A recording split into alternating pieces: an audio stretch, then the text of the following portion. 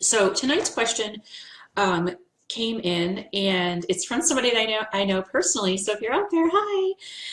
And the question was, this year I have had three very defiant students. I don't use this word lightly. They each have a specialist. I'm assuming that a behavior specialist of some sort that comes in 3 times a week to see them. They have interrupted so many lessons and it has become so hard to teach. I'm looking for ideas of what to do if this happens again next year. I tried every trick I knew and I still had a tough time. I need some help. So that is our topic tonight. I'm sure it's one that most everyone can relate to. So the first thing I want to say is welcome to 2008. Because that was my year. So she's talking about how she's had, I think she's still in school, 3 children this year who with extremely defiant, challenging behaviors. And this is just a theory. This isn't based on research, but I think they come in sets to test us as teachers, because I have had years where it's just been dreamy. The classes were the best ever. I never wanted to let those kids go. And then the next year I would get a class of challenging behaviors. So in 2008, I had a class that had 3 really challenging behaviors. And we're talking violent behaviors with throwing chairs and screaming, cuss words and hitting and kicking and biting, and for no apparent reason, not for anything that had been done to them or anything. So anyway, I just think it comes in waves, and it's intended to test us as teachers, because you know what they say, if it doesn't kill you, it makes you stronger, right? And I have to say that as much as I dreaded that year, as much as I walked on pins and needles every day, wondering who was going to have a meltdown and how many times they'd have a meltdown, I really did become a better teacher from it, because I really learned how to really look closely to find out what was happening, why it was happening, and how to help those kiddos. So welcome to 2008. That was my year. Um, that was the year I had 3 really challenging behaviors at the same time in the same classroom, and it was very, very rough. So the other thing that you should know is that there's no magic pill. I'll give you all the knowledge that I have, and others will jump in the comments below, I'm sure, because you're not alone. That's the first thing you should know, is that you're not alone when it comes to these behaviors. So we have a lot of people in the house. Jennifer is here, Ellen Sue from Ohio, Allison, Kimberly. Kimberly says she can relate because she had a class like that this year. So Kimberly, welcome to 2008. Anna, Laura, April, Dawn. So if you have any advice as we go along, make sure to offer it to your fellow coworker there in the comments. But I'm going to start with, because I don't know your kids and what behaviors they exhibited, I'm going to use my own class with names changed to protect the innocent to address your question. So the first thing I want to say is that, I thought I had written some links down here. We have had a book study on challenging behaviors before over at Pre-K Pages. We used to have a book study every summer over on the blog, and people would jump in.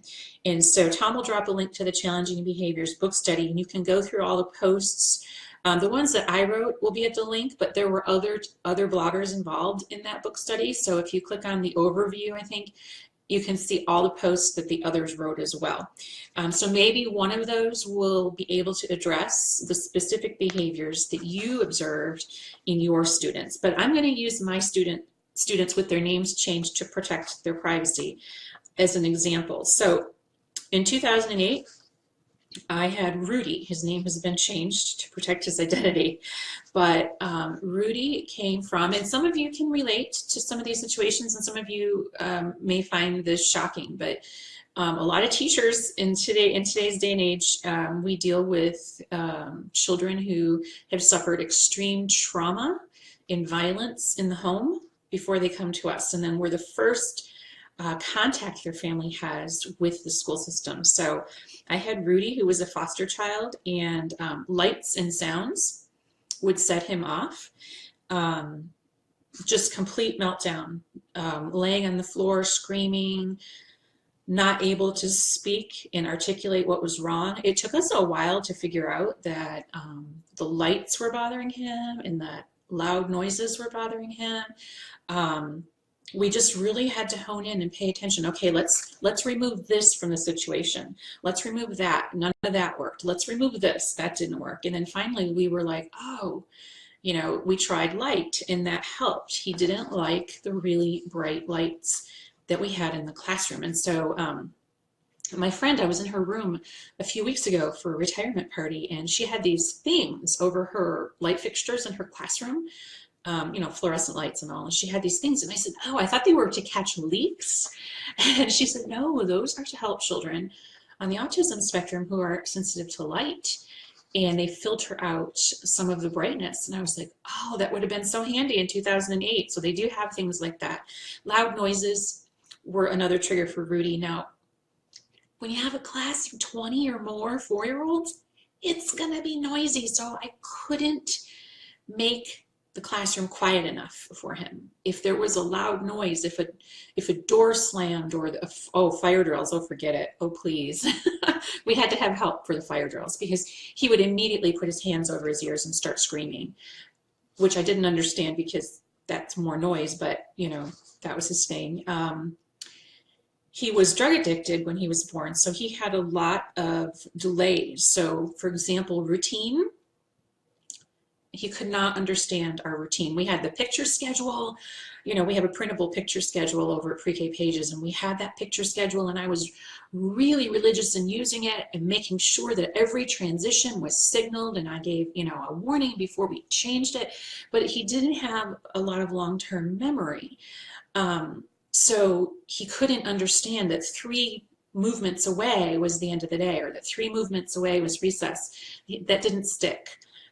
So after a lot of trial and error of trying to get him to understand the routine, because we knew that transitions set him off, he got his own individual routine chart with only 3 things on it. He couldn't focus on the whole chart that had like 8 pictures, but he could focus better on the 3. It wasn't a magic pill. I mean, there were a lot of parts and pieces into the whole thing, but we finally got him his own little picture schedule. So it was a laminated file folder with 3 pieces of Velcro, and then we had the little pictures from Boardmaker, and then we would put those 3 on there, and we would say, this is going to happen now, then we're going to do that, and then we're going to do that, and then he would have to touch it and repeat each one so that he knew what was coming next always. And then we would take those 3 off and put 3 more on. He sometimes needed that just to transition from the classroom to the playground, classroom to the cafeteria. He needed those 3 pictures because he didn't have that long-term memory.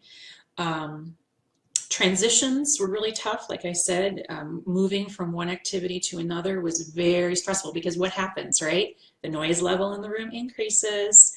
We're changing our routine, but because he doesn't remember what the next thing is, even though I might have said it 5 minutes ago or 2 minutes ago, he doesn't remember, so he doesn't feel safe. So he's going to have a meltdown. So then when he would have meltdowns, the other kids who didn't have these issues, who knew what was coming next, would say things to him that would set him off, right? Like, oh, why is he crying? Be quiet. That's not nice. We don't hit the teacher. We don't spit, you know, and that would make him feel like he was a bad kid. He saw himself as bad and unworthy. And so when kids did that, he would lash out at them. And so we had a lot of issues. So lots and lots and lots of meltdowns and screaming and throwing, and mostly screaming. But it's just a process of adding and removing until you can see what it is. It's a lot like medication for yourself. If you've ever taken a medication the doctor's prescribed for you, but that dosage that he or she has prescribed isn't quite right. Like I'm thinking about my thyroid medication, you know, and yeah, I still have these symptoms, you know, whatever. So the doctor adjusts the dosage, you know, and you're trying to add and remove things to get things into balance. And that's kind of how it is with some children, especially those children who have experienced trauma and violence in the home, in chemical dependencies, born with chemical dependencies. Yes, Lori's got a great point. She says, I've always been told that the best place for these children is to be in school. It's their safe haven. Absolutely. Absolutely. That's why we're there, right? Absolutely. Um, okay. He doesn't feel safe. Yes, that came from Kimberly. Yeah, so he didn't feel safe. He didn't have a safe, secure, stable home. He was a foster child, so he needed that stability in the classroom, and I was definitely providing that, but not in a way that he could relate to because of his disability. So things to consider in a situation like this, because that was my student, not yours, but if you have a student exhibiting, major meltdowns, things to ask yourself would be, is it cognitive? So this particular child did have cognitive deficits in certain areas. Is it a speech or language delay? This particular child did have receptive and expressive language delays. So if their language is delayed at all, then they can't communicate their wants and needs. And so sometimes they articulate it in the form of screaming, which is why babies babble and coo and scream. That's their way of communicating. And he was so severely delayed that was how he communicated sometimes. Another question to ask yourself in this situation would be, is it sensory? So it could be all three. It could be cognitive, speech and language delays, and sensory. In his case, it was really all three, which is not a great combo, but it is what it is. There's nothing I can do about it. So all we can do is add and remove to see what works and get that balance. Documentation is going to be key, because getting these kids the help. Now, in this particular QQ, the teacher says that these children already have specialists who come in, so that's great. The bad part is that you have to be that dosage adjuster right now. And by the time you send them off to kindergarten or whatever the next grade level is, they're going to have their dosage at almost the perfect level. And so you've done all the hard work. That's why I think we need to get paid more, but that's another QQ. So another thing you can do, the great thing is that the strategies and techniques that you use for these children are it's really good teaching for all children. So things, calming techniques, yoga, things like that, these are going to benefit all the kids in your class, and especially those that need the extra. So over in Pre-K Pages or the Teaching Tribe, I don't know if you remember or not, but we have the Calming Techniques Kit, which is like a safe place, like a calm down spot, strategies kids can use when they get into the situations where they need to be calmed. Now, with a complete meltdown like that child's not going to benefit from calming strategies at that point. Usually those calming strategies come in when they're starting to calm down, because when they're in a violent tantrum, screaming and throwing and hitting, handing them a bottle is going to, a sensory bottle, is they're going to throw it at you. They have to come into play later. When a child is in a full-blown meltdown. And if you don't have all the key pieces identified, the dosages just right, then you don't know what's going to trigger that. So having those pre-introduced before the meltdown happens, so that you know which ones that child responds to, and then pulling that tool out when you need it during that later phase. And then yoga. So this isn't something you're going to do when the child is having a meltdown, but this is something you could do very briefly in the classroom on a daily basis. And that's going to be good for all children, because a lot of times when kids have really huge meltdowns, what do we know about the way they breathe? They start to hyperventilate. And so yoga is a lot about breathing, right? And calming. So a lot of these breathing techniques are going to be very helpful for them in that calming phase when they're coming down off of that meltdown. So those are some things to consider.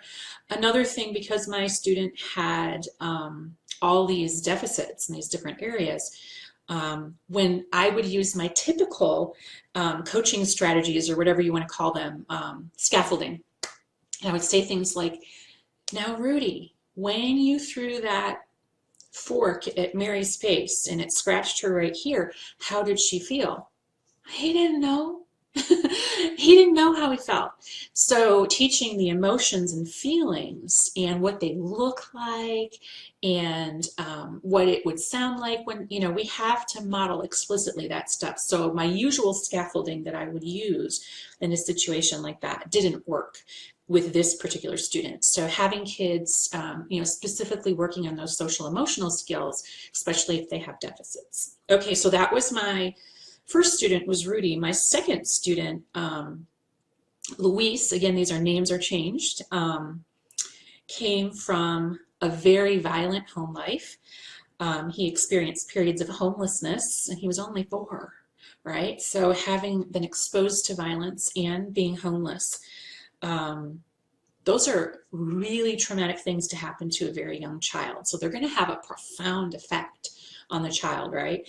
No routines at home. So obviously if he was had violence in the home and he was homeless, there was other problems going on. So there were no routines. So for example, sometimes he would come in and he would look just so tired, and I would ask him, what's going on? And he would give me stories about riding around in the car all night with mommy's friend. And, I was like, oh, this isn't helping the meltdowns at all, right? So of course, one of the strategies, I'll just jump there because I know everyone's going to say it, but, CPS is always a strategy that you can use if you have a child in that situation.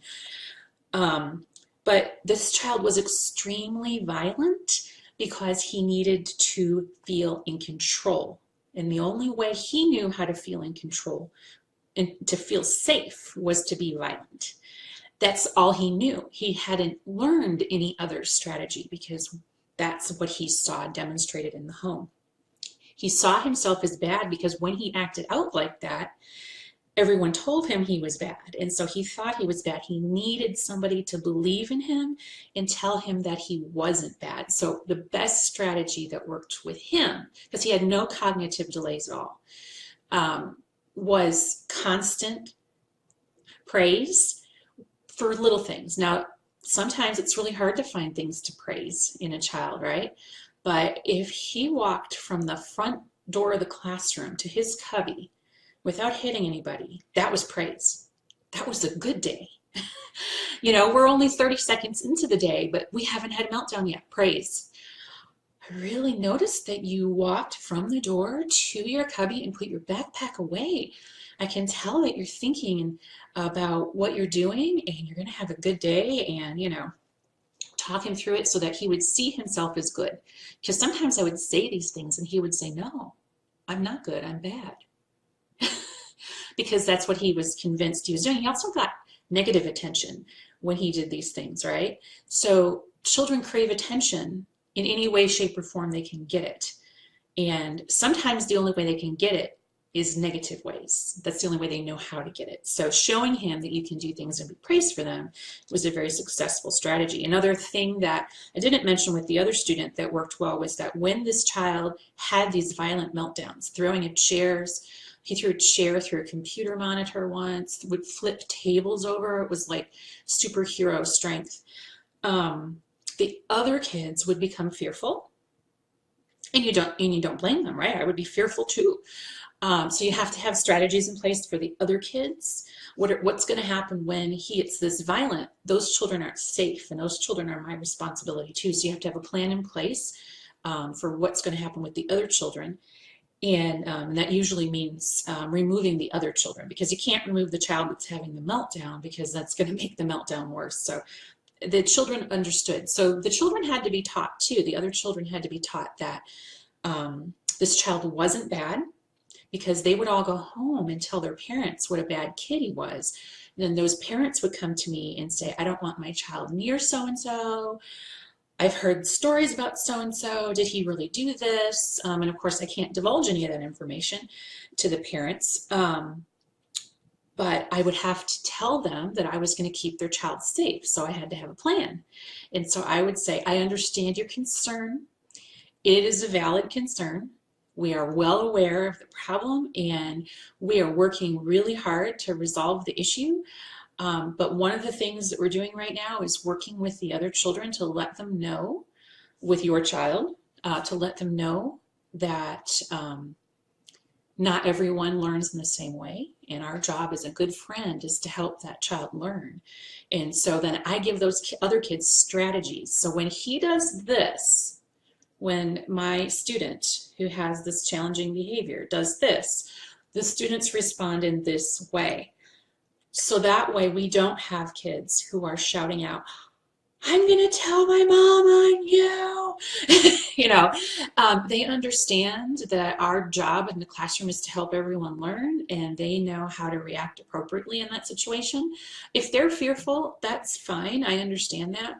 But I want them to know that it's not because he's bad. It's because he's making a choice right now to express himself in this way. He doesn't know any other way, and we're here to help him learn how to communicate in a different way. So teaching the other kids was definitely something. Okay. Yes, staying calm is very difficult. Jennifer says, yoga is amazing. Vanessa, I hung your yoga pictures in large group area, and my kids love to do it in large group, as well as choosing to do yoga poses together during free choice time. I love it, Jennifer. I love it. That's awesome. Yeah, Paula was saying we need to stay calm, which is very hard. Yeah, staying calm is key. Absolutely. It's really hard when a child is throwing a chair at you and cursing at you and breaking things and throwing tables, for you to stay perfectly calm, because it's our natural instinct, right, for our blood pressure to rise. Let's see. Jennifer is a good resource here. I taught my screaming friend to blow up the balloon. Breathe in and blow out to pretend blowing up a balloon. Use your hands to show the balloon blowing up and breathing out. That's a great strategy, Jennifer. You are such a valuable resource here in the group. This is from Brenda, there are no bad children, just children that need more love and support. Absolutely, absolutely. I think that balloon idea is a good one, Brenda. I would try that too.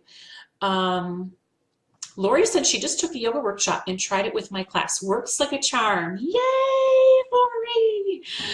Brenda says she has a safe zone. Yes, absolutely. And those are great. Usually I would use those with kids who didn't have major meltdowns, because once they're in major meltdown mode, not really going to go there. But they're great strategies to have in place. So we have a calming techniques kit that you can use in your safe spot, or your safe zone, or your whatever you want to call it. A child that screams and yells to get attention. I guess that would depend on what you mean by screaming and yelling. Like, hey teacher, over here, look. Or like a meltdown.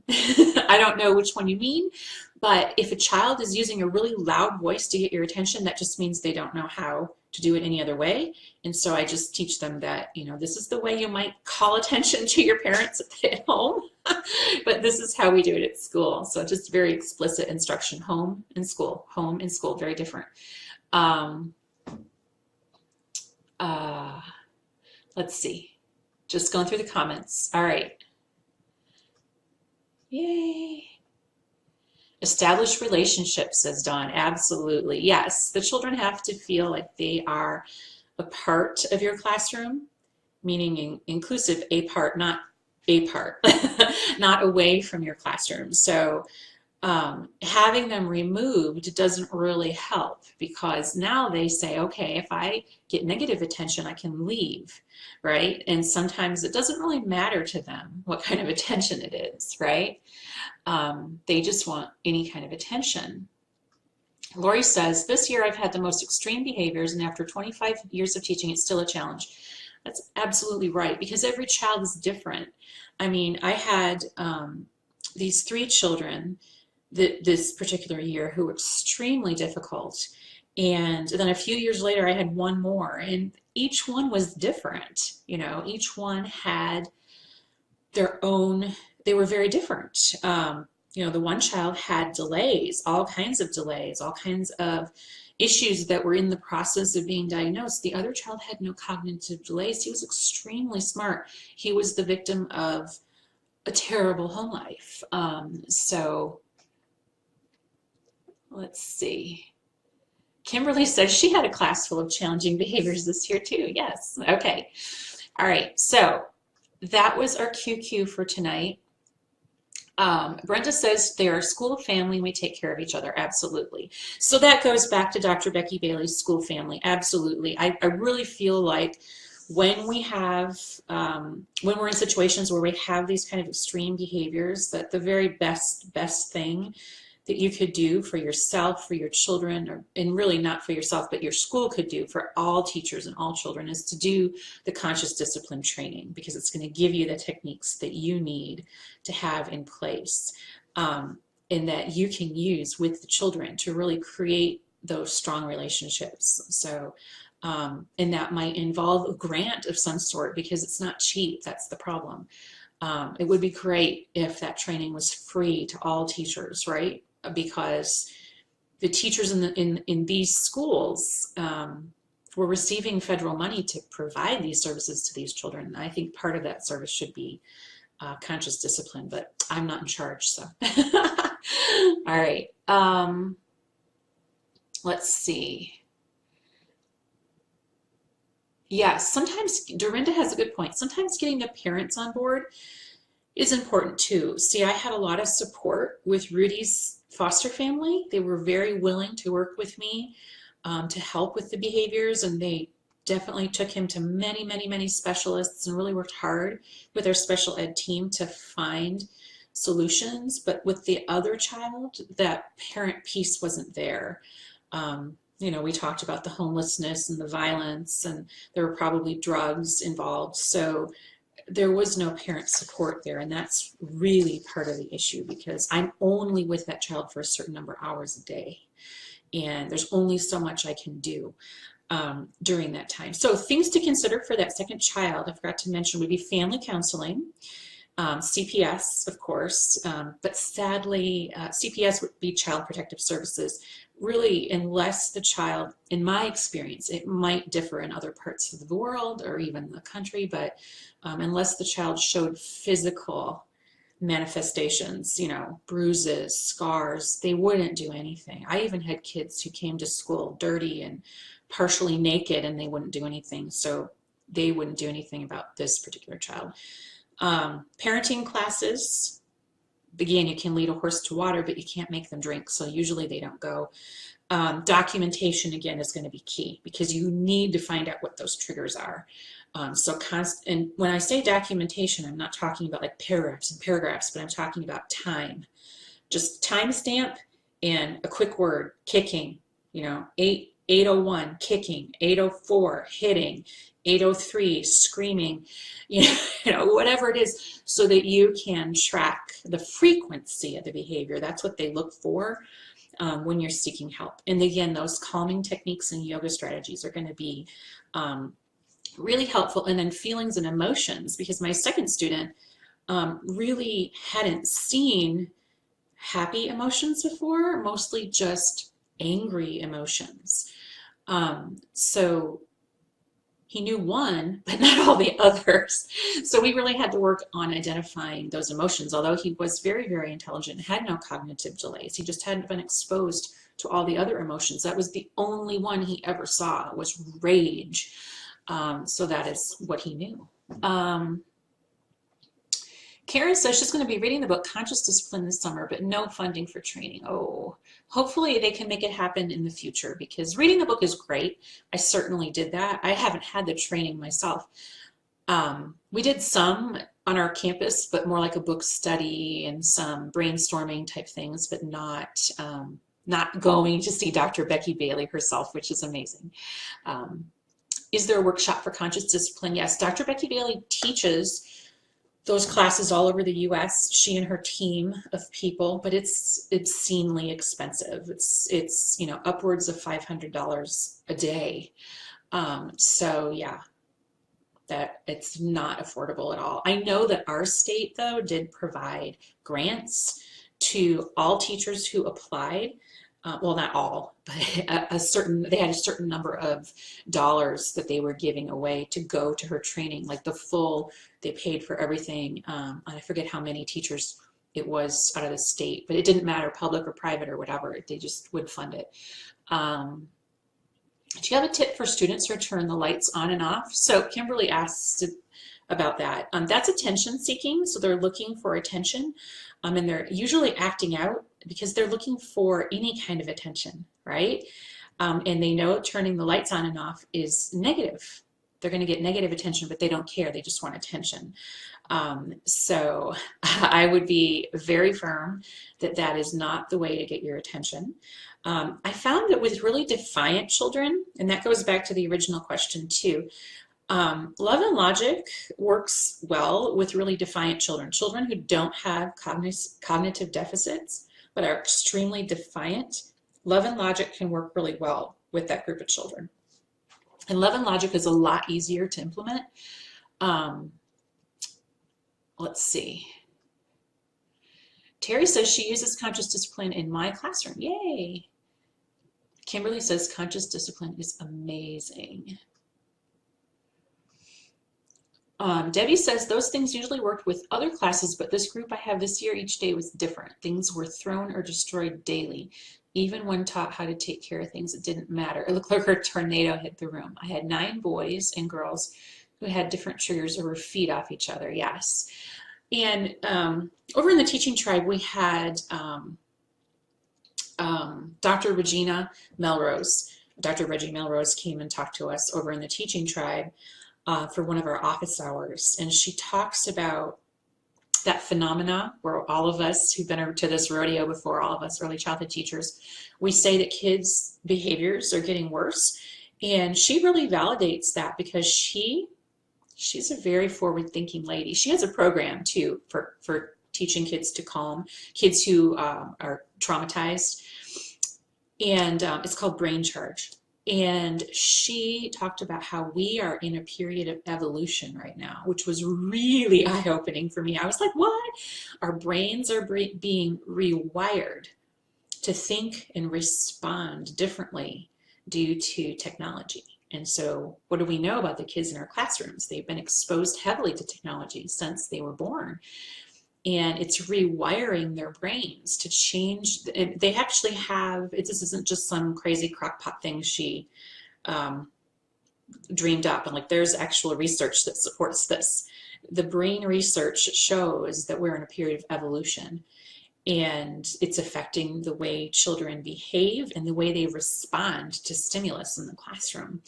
And it was really a mind blower, that one. And so a lot of the strategies we've always used aren't working anymore because the children we're teaching actually are different. I mean, I know everyone says kids are kids, but if they have excessive exposure to technology, it is possible that these techniques may not work on them anymore and that we have to start evolving our techniques to match the children in our classroom. Now, in these particular cases of these 2 children, the technology was not in play because the child who was in foster care had never had any type of technology before, and the other child either being homeless pretty much takes your technology time away. But it's food for thought. It was very, very eye-opening. Oops. I have one kiddo, this is from Nancy, I have one kiddo who doesn't know how to play in groups, outdoor, indoor, big motor play. He wants to play a chase game. He ends up getting in their space. Yes, I was just reading about this today, Nancy. It was very fascinating. We're doing a book study over in the teaching tribe on purposeful play, and I was reading chapter 3 or 4 today, and they talked about that very phenomena of kids. Is exactly what you're talking about. Kids want to play rough. It's part of their whole way they're wired, but they also don't want to terrorize. So they want to play just enough to give a thrill, and chasing games are one of the ways they do that. And they talk about that particular phenomena. And for kids, especially kids who don't have or who lack communication skills, that oral language or speech and language deficits, you can see an increase in those chasing games. So you might want to look at language there.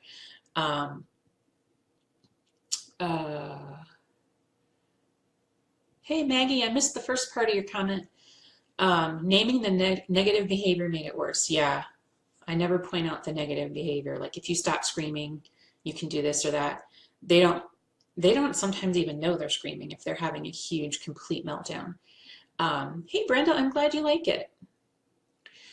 Jamie says, I have one child that has no self-regulation skills. Hey, Jamie, if you only have one kid, hallelujah. If you only have one kid who has these problems, you're doing good. All right.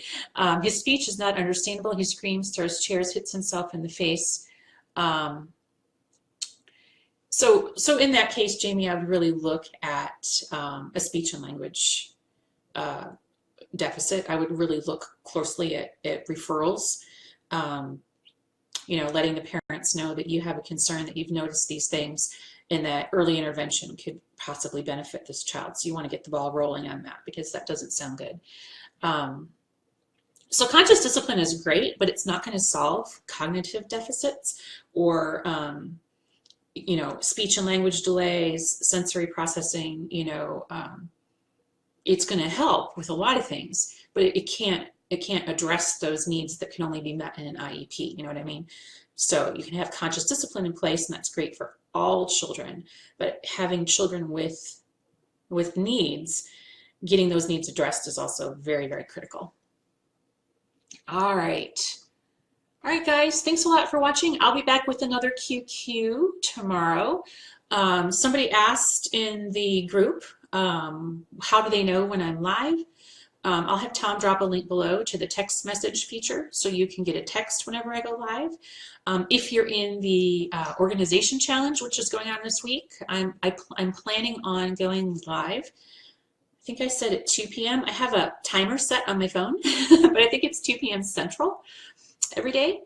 And but you'll get a text message for the QQs.